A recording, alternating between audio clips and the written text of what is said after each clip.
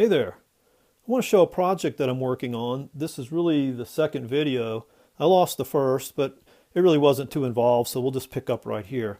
But the gist of this is I wanted a 111 millimeter Victorinox knife, a one-hand opener much like the Soldier, with better grips than just these standard nylon ones. But I didn't want the partially serrated blade. I wanted the plain blade. So I went out and I bought a one-hand plain blade Trekker. And what I'm going to do is I'm going to make better scales out of a green canvas micarta that I bought. So the first video basically was just me showing the micarta and removing the scales. The micarta was a 5 by 5.5 inch sheet, 1/8 inch thick. And I went with the 1/8 inch because it seemed to me that it was the closest to the thickness of the Victorinox scales.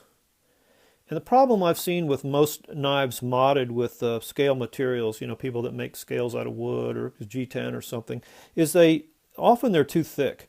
They might use a 1/4 inch. Most of the stuff comes in 1/4 inch or more because it's for knife makers, and most people want something thicker that they can shape and put patterns in and things. So it's a little harder to find the 1/8 inch, but it is out there. And I think that that's just going to look a whole lot better on there than a 1/4 inch or something on either side, which I think makes the knife just look more handle than knife. It's just a little too bulky. That was the micarta. By the way, micarta, as you probably know, is either cloth or paper laid up in layers and with a resin and then hardened. It makes a really durable, strong material. This is canvas micarta, and so it ought to have a pretty nice look to it. It did come very slick on both sides, so I intend to either grind or sand that to give it more of a a cloth feel or a pattern.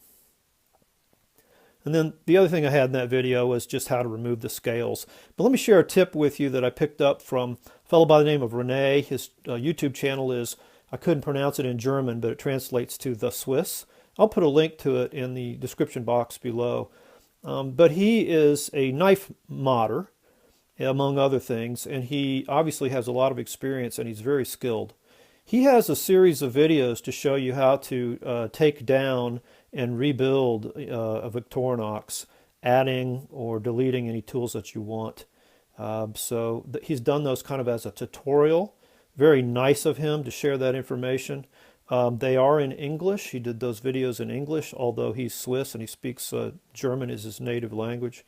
But his English is fine. They're easy to understand. And if you like to mod knives or you want to learn how to do that, it's all right there. So go check out that channel. So anyway, the tip I picked up from him was just soak the whole thing in hot water. And then what you do, just get it up out of the hot water after it's had a chance to soak for a while. Shake it out. Then take your screwdriver or your thin tool, stick it in the tweezers or toothpick slot, and pop up. And the reason that you soak it in the hot water is what you're trying to do is soften the plastic a little bit so you don't tear out the insides of these compression collar snaps too much. And so, you snap up that back one and put your shimmer screwdriver in and get the other two. If you're careful about it, you lose very little material. So if you ever want to reuse these scales, they should just snap right back on and be tight without having to use epoxy or something permanent. What I did next was, with the micarta, is I took the scales and I laid them out on the sheet of micarta and I traced around them. Now, since this is so slick, you can't write on it with anything. You can't write on it with a Sharpie, it just wipes off, or a ballpoint pen or a pencil. So I actually had to go out and get something special to do that with. You could just get a white grease pen, or some kind of a wax pen or something. All I could find at the store was this chalk marker. It shakes up, it's got some kind of like liquid in there, and it presses down and then makes your mark like that. It'll wipe right off, so you got to be kind of careful with it. You don't wipe it off while you're working with it. But the nice thing about it coming right off is, you see how I got it on the scale right there? If it doesn't just wipe right off, I can just wash it off. So it's just chalk. So once I had them outlined, I took them to the garage, and I have a tabletop bandsaw, and I was able to kind of use it as a scroll saw and get that close. Now wear a respirator because this stuff is super messy. I mean, it just spews dust. and so it is a messy endeavor. So they're close, and obviously if you're going to trace around the scale and then cut to the outside of the line, do that, by the way, so you don't make mistakes. You can always take material away, but you can't put it back. Now I'll be able to do the rest with just by grinding. I'll probably put this piece in a vise, maybe get a little bigger sand wheel for my Dremel, and just start grinding it down and test fitting it, until it's a nice fit.